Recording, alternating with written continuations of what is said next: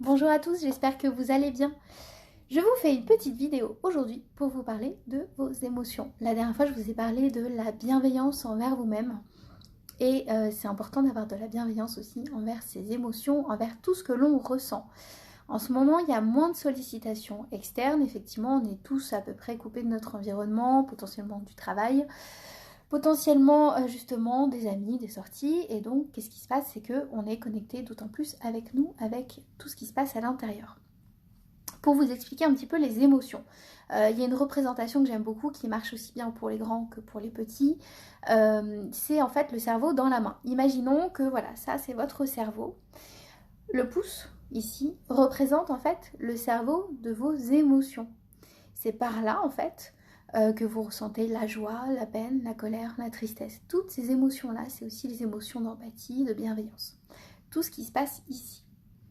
Et on a ce qu'on appelle le cerveau du haut, c'est le néocortex. Cette partie-là, en fait, c'est le cerveau qui réfléchit, c'est le cerveau qui analyse, c'est le cerveau qui permet de prendre de bonnes décisions, même quand il y a de l'émotion. Sauf que ce qui se passe parfois, notamment avec les enfants, mais aussi les grands-enfants que nous sommes, c'est que de temps en temps, l'émotion est trop forte. Et qu'est-ce qui se passe?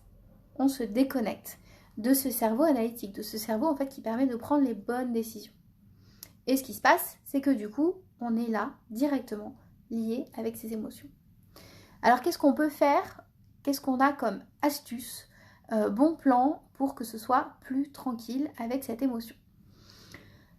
Première chose, la respiration. C'est de respirer un bon coup. C'est là, qu'est-ce qui fait que à cet instant T, cette émotion, elle arrive d'un coup?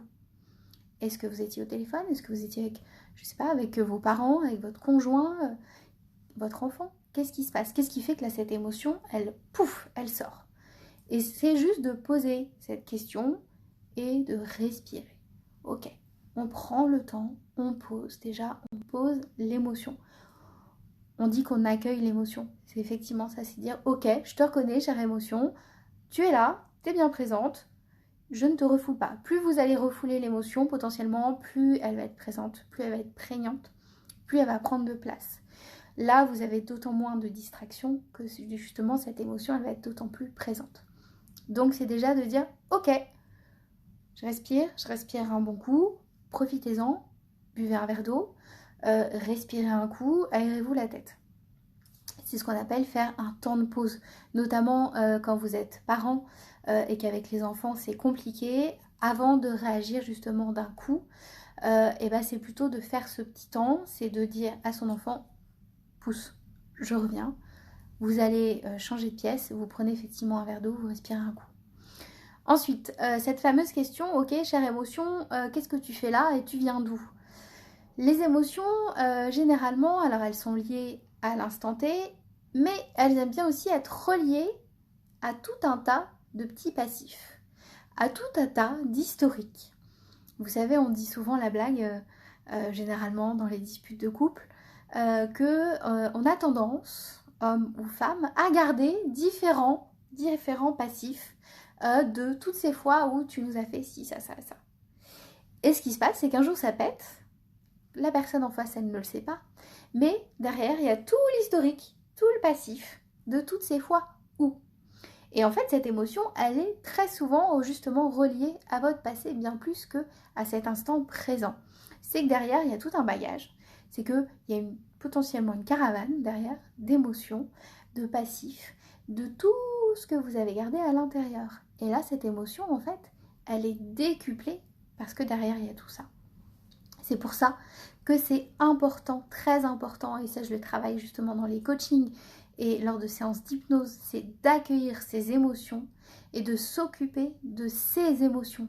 Parce qu'en s'occupant de ses émotions, justement, on permet de nettoyer ce qui se passe derrière. On permet de nettoyer le passé. J'ai souvent cette expression, je le dis très souvent à mes coachés, comment avancer, comment aller de l'avant, si derrière, vous avez les tendeurs de vélo, vous savez, ces trucs qui vous retiennent, et que vous en avez dans le dos des tas et des tas et des tas. Pour avancer, il faut déjà aller s'occuper de ce qui se passe derrière. Il faut aller voir ce qui vous coince. Alors parfois, justement, on peut en profiter. Là, c'est le moment. Vous pouvez vous poser la question, ok, qu'est-ce qui fait que là, cette émotion, elle est prégnante, elle est très présente et elle dure. Et elle dure dans le temps parce qu'il y a des émotions qui restent assez longtemps pour vous faire poser la question de « Ok, ça vient d'où ça ?» Alors justement, posez-vous cette question. Et la dernière fois que j'ai ressenti ça, c'était quand? C'était avec qui? C'était à quelle occasion? Et ça, c'est hyper intéressant parce que justement, vous allez peut-être faire des petites prises de conscience et plus vous allez prendre en fait ces prises de conscience, plus en fait, vous allez casser les chaînes du maillon. Parce que tout ça va vous permettre de poser de la conscience sur ces choses inconscientes. Et donc, potentiellement, déjà, de vous libérer. Donc, petit exercice, vous juste prenez ce temps-là de vous poser cette question, ok, ça vient d'où? Et si vous avez des réponses, c'est super. Ce qui se passe aussi, c'est que parfois, justement, il y a un passif, et le passif, il est un peu lointain, et ça peut être tout à fait inconscient. Et bien c'est ok, ça c'est tout à fait ok. Justement, on en profite quand on travaille par le biais de l'hypnose à libérer l'inconscient pour que vous puissiez, voilà, justement vider la soupape que la cocotte minute, elle lâche pour que ça sorte et pour faire de la place à d'autres choses ensuite. Donc, autre option, si vous n'avez pas la réponse, c'est ok. Vous pouvez dessiner. Et oui, ça c'est un truc qu'on dit souvent aux enfants, ok, tu peux dessiner ta colère par exemple, mais vous aussi vous pouvez dessiner, que vous sachiez dessiner ou pas, c'est de prendre justement un temps pour sortir cette émotion. Généralement, on aime bien garder avec nous l'émotion de joie, de bonheur, de tendresse, d'amour, celle-là on adore la garder. Potentiellement l'émotion de la peine, de la colère, celle-là, c'est plus sympa de la sortir. Et justement pour la sortir, ce qui est bien, c'est de l'exprimer. Alors vous pouvez la dessiner. Si vous n'êtes pas fan, vous pouvez la verbaliser. Vous pouvez vous parler à vous. C'est ok. Et justement, la sortir et se dire, ok, là, chère émotion, je suis pas d'accord avec le fait de ressentir cette colère-là, en fait. Ça me va plus. Ça ne m'intéresse plus. Tu peux t'en aller. C'est ce qu'on appelle faire un dialogue interne.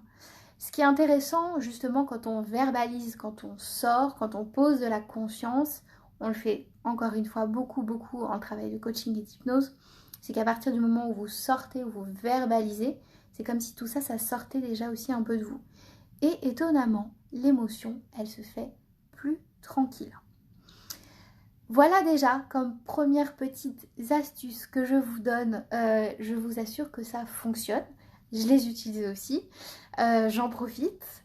C'est toujours une bonne occasion de se découvrir et justement de savoir ce qu'elles cachent, ces émotions, ce qu'elles ont à nous renvoyer, ce qu'elles ont comme message à nous faire passer, parce qu'effectivement une émotion, elle est porteuse de messages. Donc accueillez-les, ces émotions, juste déjà pour vous dans un premier temps. Et je vous ferai une autre petite vidéo pour vous parler justement de comment faire pour partager à l'autre quand c'est compliqué pour nous.